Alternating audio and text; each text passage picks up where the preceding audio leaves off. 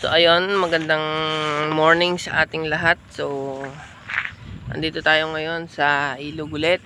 So kasama natin ulit si pare at ito ang service at ito yung aming dalang mga rods. So tara, samahan natin si pare. Dito kami, kukuha muna kami ng bulati. So makita nyo naman, naka full gear tayo ngayon kasi medyo mainit talaga. Expect na pagka ilog hindi na pwede naka t-shirt, talagang susunugin ka ng araw, no? So andito tayo sa tabi. Ito kasi spot namin pagka kukuha kami ng mga bulati. Kaya lang maraming mga basura, so ingat lang sa mga bote, sa mga pwedeng makatusok sa paa. Ito yung daan namin papuntang Encantadia, di ba? Nakita niyo naman, oh.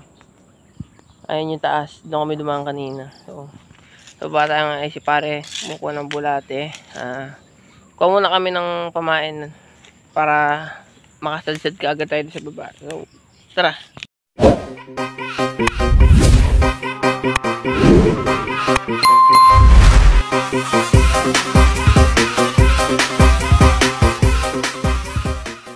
So ayun, nandito na tayo sa spot sa baba. Ando tayo kanina sa taas. Baba tayo. Pados-dos tayo papunta doon. So isang maaraw na umaga para sa ating lahat. Magsiset up na muna kami, guys. So parang sumagad yata ng babaw. Tingnan mo. Mababa ilog. So makikita niyo, sana makasakote tayo ng maganda. So tara, umpisa natin ang fishing adventure natin ngayong araw. A few moments later.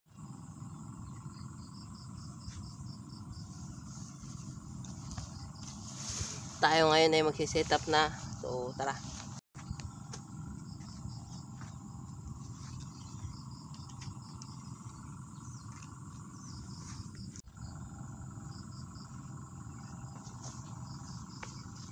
Ay, init. Kakat yung ispa.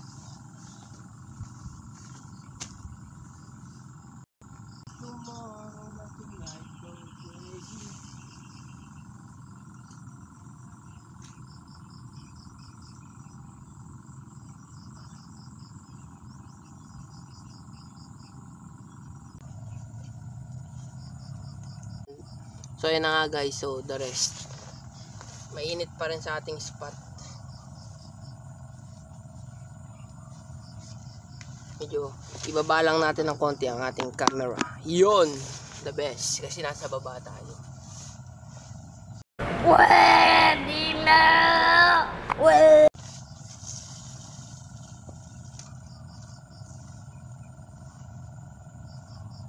First catch ni pare, ito yung target namin ngayon, Kanduli. Kasi dadali ng ate namin sa Manila, kaya ito yung pinata-target ngayon, Kanduli. Alam mo siyang alam mo siyang stop to. Matalon.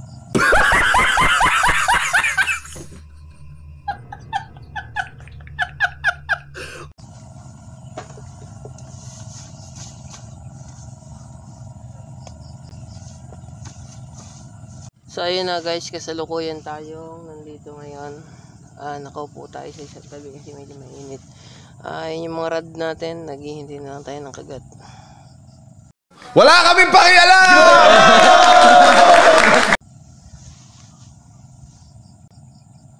Pare, nakakadalawa na. 2-0 na naman ang standing natin ngayon for this video.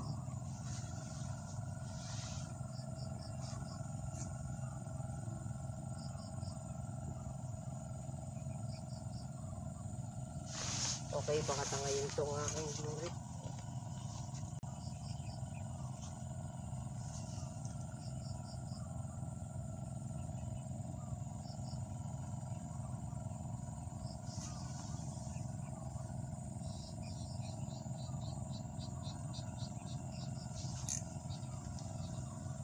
Guys, fish on mga gar. Ang duling malupit. Hindi pa nakuha ng buhos pa. Ang lala.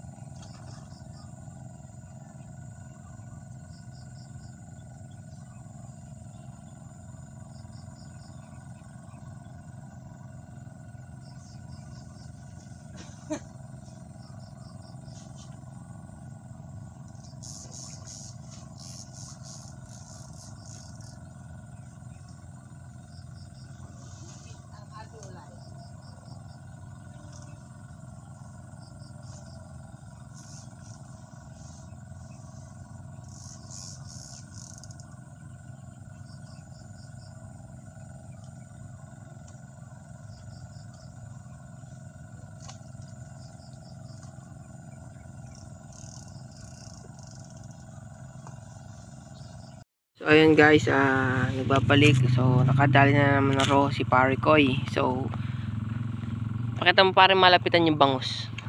Ito po yung bangus. Ayan yung bangus namin tinatawag, oh, di ba?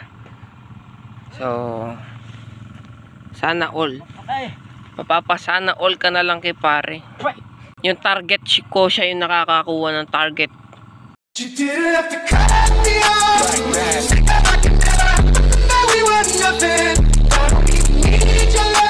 Tapos ang target na nakukuha ko naman ng kanduli. Grabe ba? Ano tay? Konti pa lang. Isa pa lang. Ha? Oo. Saan ka ano yan? Eh dito na lang oh.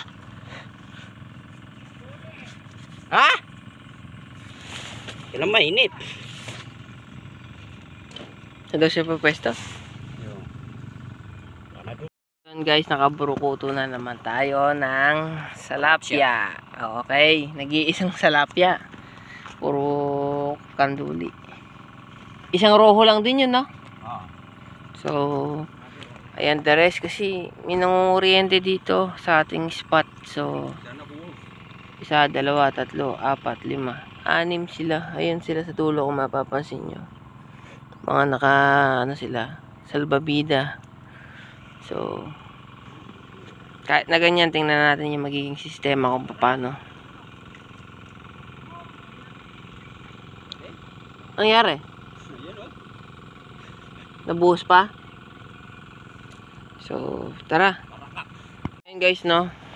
So, a few moments later, andyan na naman yung mga kaibigan natin. Kaya lang, napakatagal ng kanilang, arrival sa spot.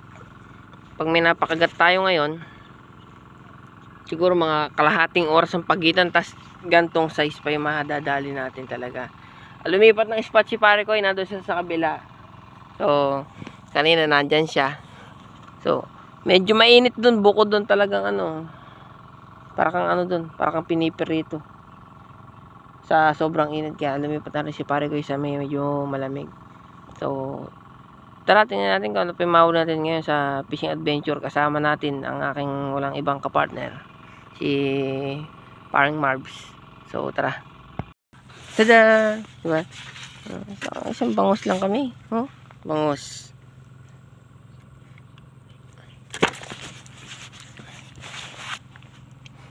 Bangus, kanduli, tsaka ito.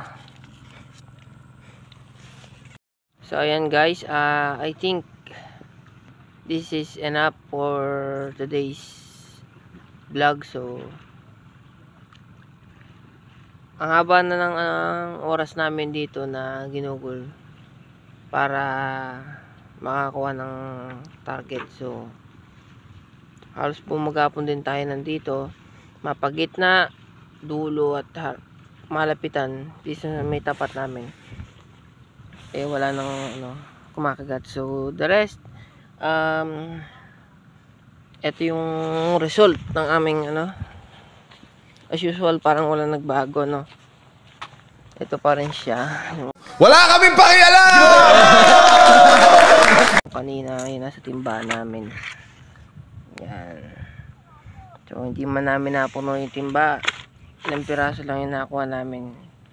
So, pagpasensyahan nyo na muna ngayon ang aming nadadali dahil kung ano lang talaga meron, doon lang tayo doon lang tayo aasa at yun lang i-expect natin kung ano lang yung kakagat. So, hindi naman natin kontrolado yung sitwasyon dito sa ating spot. So, maraming salamat. I think this is good for today's vlog. So, maraming salamat at magkita-kita ulit tayo sa susunod na episode ng ating fishing adventures. Kasama natin ulit, walang iba ang aking kapartner kundi si Paring Marv. So, stay tuned lang tayo guys.